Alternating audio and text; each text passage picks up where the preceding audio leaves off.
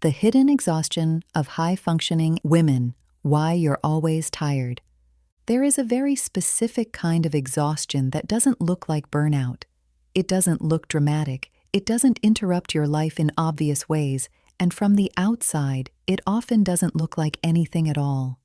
Because the women experiencing it are still functioning. They are still showing up, still working, still organizing their lives, still answering messages, still being reliable. And yet, underneath all of that, there is a constant, quiet exhaustion that never fully goes away. If you are a high-functioning woman with ADHD, especially after 40, you may recognize this not as something new, but as something that has been building slowly over years. It is the kind of tiredness that sleep does not fix, that rest days don't fully resolve, and that even vacations sometimes don't touch. And the confusing part is that you are not doing nothing, you are not disengaged, and you are not failing. You are doing a lot, and still you feel depleted. What makes this particularly difficult is that high-functioning ADHD often hides itself, even from the person experiencing it. You may not match the stereotype at all. You are not visibly disorganized, you are not constantly late, and you are not unable to manage your life. In fact, you may be the opposite. You may be highly competent, detail-oriented, and reliable in ways that people depend on deeply.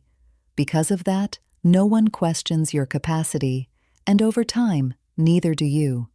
But what often goes completely unseen is how much effort it actually takes to maintain that level of functioning. Because for many women, especially those diagnosed later in life, functioning does not come from ease.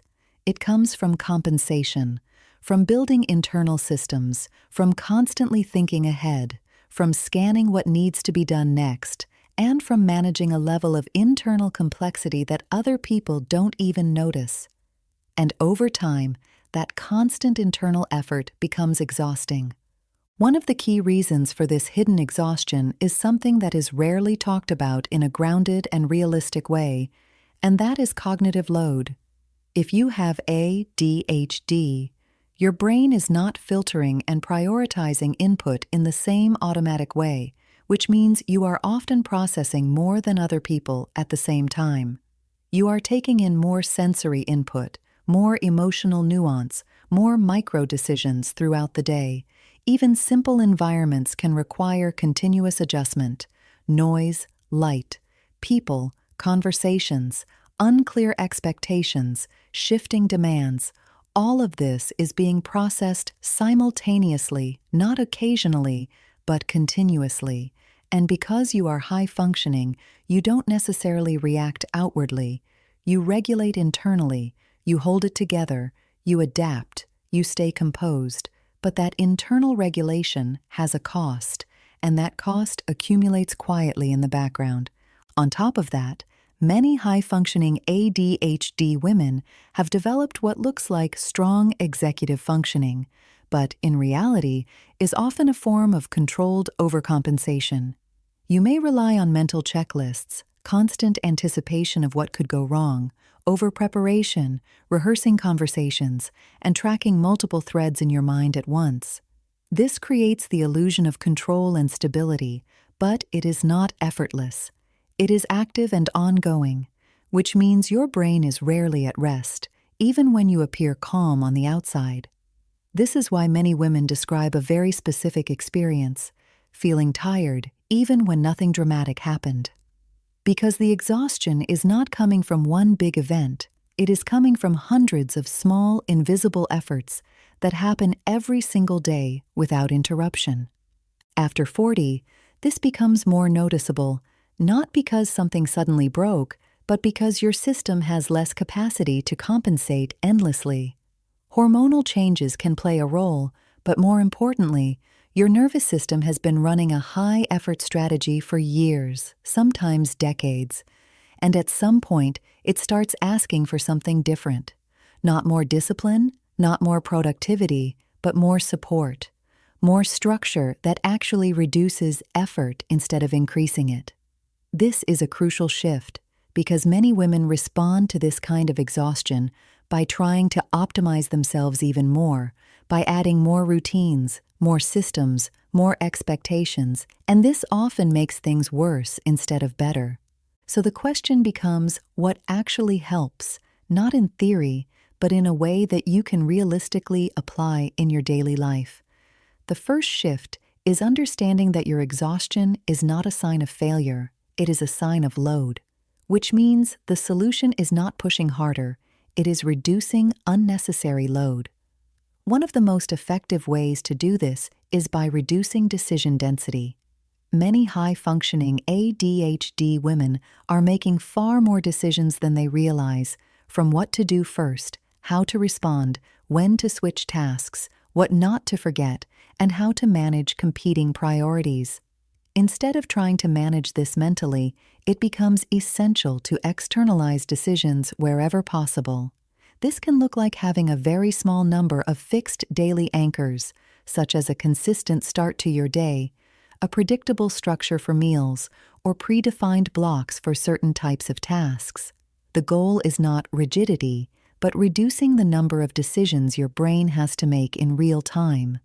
Another important shift is reducing invisible effort. Much of your exhaustion is not coming from what is visible in your calendar, but from what is happening internally. Constant tracking, remembering, anticipating, adjusting, and monitoring your environment. One way to reduce this is by creating external systems that hold information for you. Writing things down in one central place, using simple checklists, or having a visible structure for your day can reduce the need to carry everything mentally. The key here is simplicity. Overly complex systems often become another source of cognitive load, so the focus should always be on what actually reduces effort, not what looks impressive. It is also important to address sensory load, which is often underestimated. Your environment has a direct impact on how much your nervous system has to process.